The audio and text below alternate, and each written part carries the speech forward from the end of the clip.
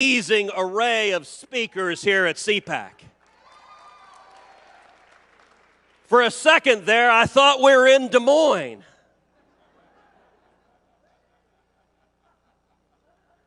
That one took people a minute.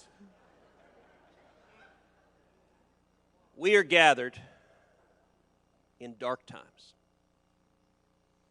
We're gathered at a time where the hard left, where the socialists control the levers of government, where they control the White House, where they control every executive branch, where they control both houses of Congress.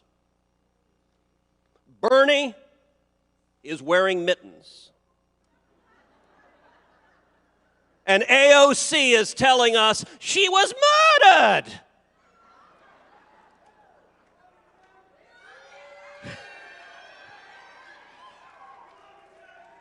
And the media desperately wants to see a Republican civil war. Liberty is under assault, and what are we going to do? I'll tell you, we will fight.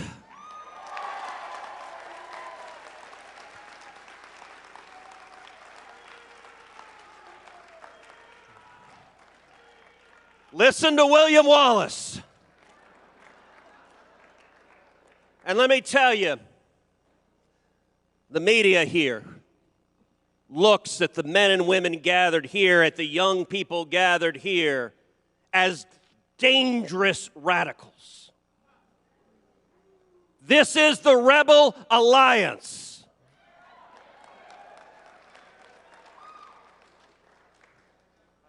And Vader and the Emperor, and let's be clear, they're not your father, are terrified of the rebels who are here, and I'm proud to tell you, Gina Carano is standing with us.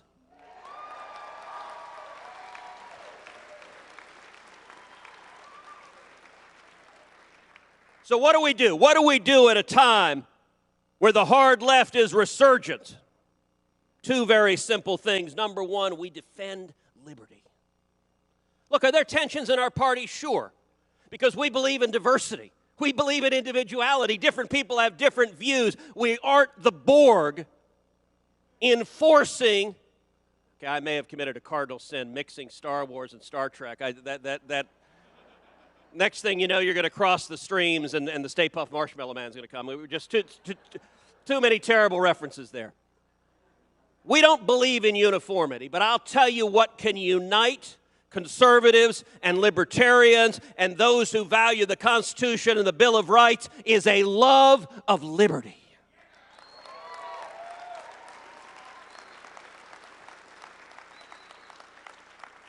And the left, they tell you who they are, particularly in a global pandemic. As Rahm Emanuel said, you never want to waste a good crisis. And hoo boy, these guys don't want to waste it. You see statists in California putting 37 tons of sand in a skate park because ain't nobody having fun while the socialists are in charge. We see Bill de Blasio in New York sending people in to shut down parks and to throw young Orthodox Jewish kids out of the parks because, God forbid, children have fun. We see leftists across the country shutting down churches. California, they've helpfully explained, you can go out and protest. You can scream and yell, abolish the police. And this virus, magically, no one will get infected. You can French kiss the guy next to you, yelling, abolish the police. And no one will get infected.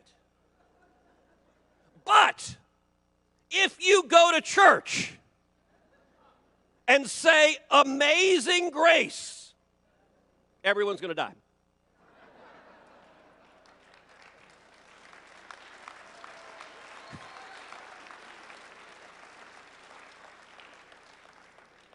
By the way, how many of y'all have eaten at a restaurant in the last 6 months? Can I just stop and say how strange the rules are right now? I want to understand how this virus works. So when you walk in, you got to put your mask on. Sadly, I've got two. You walk in, you got to put your mask on. You sit down, you take your mask off. See, apparently the virus is actually connected to elevation. No, remember, this is all about science. It's actually, it may not be elevation. I think it's that there are hormones that are released in your thighs when you're sitting. So you can sit at the table and there's no virus being transmitted. But if you stand up, put the mask on.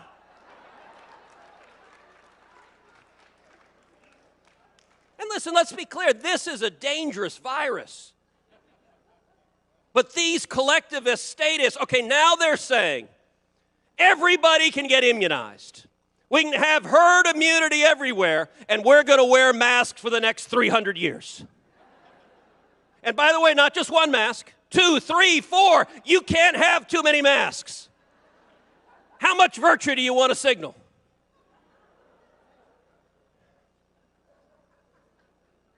This is just dumb.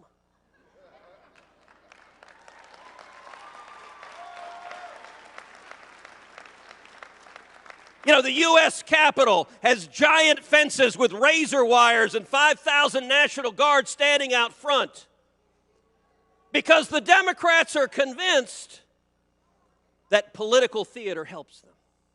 Let's be clear, this is not about security at this point. This is about political theater. Half the country, the deplorables, are dangerous. And they're going to turn the Capitol into a military outpost in Baghdad just to have their compliant media echo that message. But do you know what terrifies every one of these statists? The truth. Liberty's powerful. Liberty's persuasive. Liberty is fun. You know, last week, we lost the great Rush Limbaugh.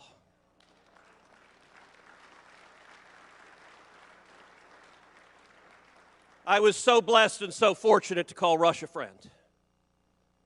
And Rush understood the power of liberty. You know, before there was Hannity, before there was Tucker, before there was Ben Shapiro or Steven Crowder, before there was Donald Trump, there was Rush Limbaugh.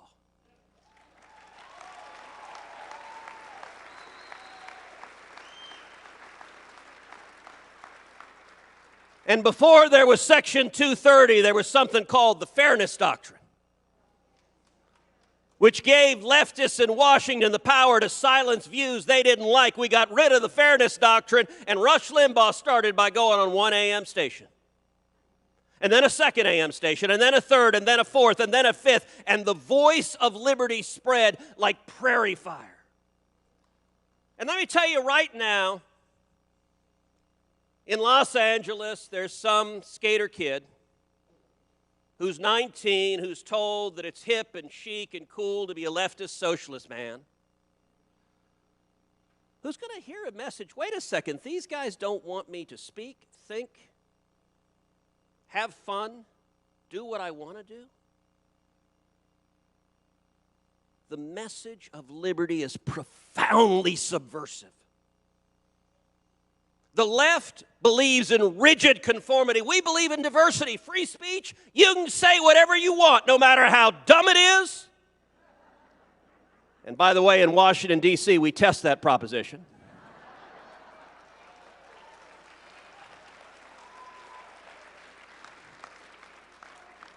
Religious liberty, you can worship however you like on your knees before Almighty God.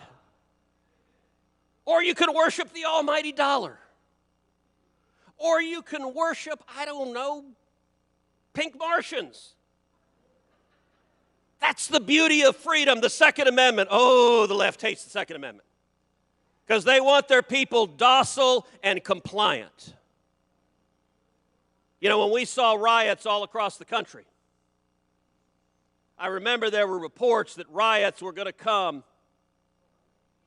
into suburban, mostly peaceful, fiery but mostly peaceful. There were reports riots were going to come into the suburbs. I got to tell you, in Houston, where I live, There weren't any rioters. Because let's be very clear, if there had been, they would discover what the state of Texas thinks about the Second Amendment right to keep and bear arms.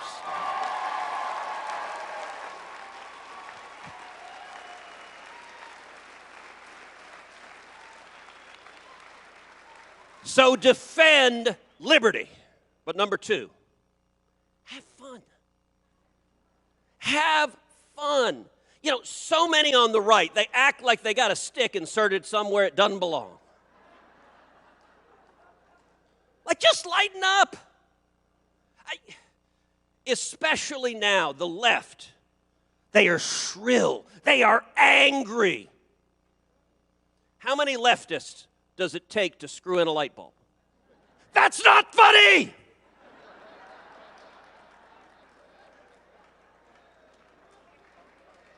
Like, God bless. Who would want to be around these people? You know, Jerry Seinfeld doesn't tell comedy anymore because any joke that's funny is canceled. You know, SNL is unwatchable. The late night comedy, they stand up and say, we hate Donald Trump. Yeah, no kidding. We didn't get that the last 9,000 times you told that. You know, in 2020, the New York Times reported that 60% of women named Karen voted for Joe Biden. That's actually real. You can look it up, the fact checkers, that's what the New York Times reported. And I'm willing to bet 80% of the men named Karen voted for Joe Biden.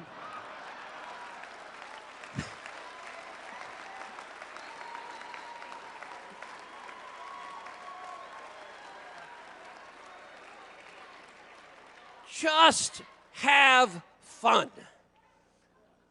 You know, yesterday, John Boehner made some news. He suggested that I do something that was anatomically impossible. To which my response was, who's John Boehner?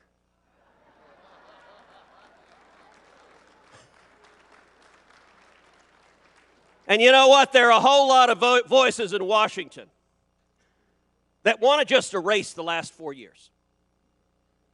Want to go back to the world before, where we had government of the lobbyists, by the lobbyists, and for the lobbyists. Where the Republicans' compelling message was, Republicans, we waste less.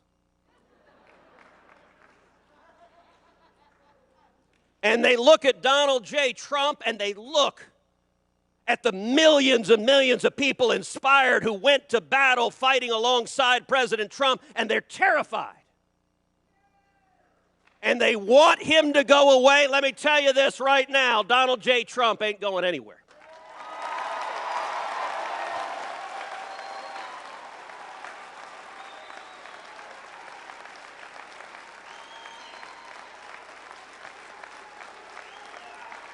And the Republican Party is not the party just of the country clubs. The Republican Party is the party of steel workers and construction workers and pipeline workers and taxi cab drivers and cops and firefighters and waiters and waitresses and the men and women with calluses on their hands who are working for this country.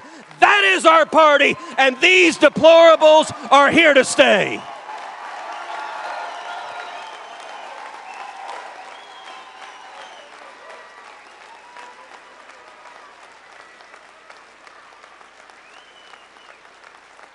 Every one of you has a platform. Every one of you has a voice. The corporate media wants to silence these voices. You have a platform. You know, last year I launched a podcast, Verdict with Ted Cruz. Over 25 million downloads in a year. By the way, please go subscribe. Verdict with Ted Cruz, Verdict with Ted Cruz. Click on subscribe. 5 stars, please. But you know what? You have the same platform. You have social media. You have your friends, your neighbors, your family, your classmates. Speak out for freedom. Because I'm going to close with these words of encouragement. These are dark days, and the media tells us this is the new galactic empire forever and 1,000 years. But already Joe Biden and the radicals in his administration, they are already overshooting. They are already going too far. Their policies don't work. They are disasters. They are bad. They are destroying jobs. They are stripping our freedom. And there is a natural pendulum to politics. And the country will come back to sanity. And mark my words, 2022 is going to be a fantastic election year. And so is 2024. As we stand together and defend liberty, defend the Constitution, defend the Bill of Rights of every American, in the immortal words of William Wallace, freedom!